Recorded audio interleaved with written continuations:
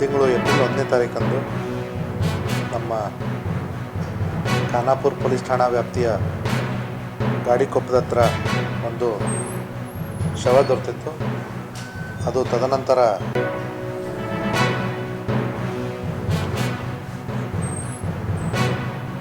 ಹತ್ತಿರ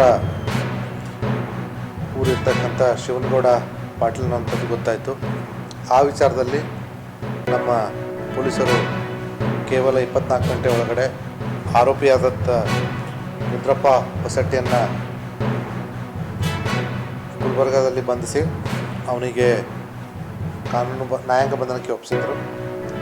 ತದನಂತರ ಪೊಲೀಸ್ ಕಸ್ಟಡಿಗೆ ತೆಗೆದುಕೊಂಡು ಅವನನ್ನು ಹೆಚ್ಚಿನ ವಿಚಾರಣೆಗೆ ಒಳಪಡಿಸಿದಾಗ ನಮಗೆ ಕೊಲೆಗೆ ಅವರು ಮಾಡಿರ್ತಕ್ಕಂಥ ಸಂಚು ಯಾರ್ಯಾರ ಜೊತೆ ಇದ್ದರು ಅನ್ನೋಂಥದ್ದು ನಮಗೆ ಗೊತ್ತಾಗಿದೆ.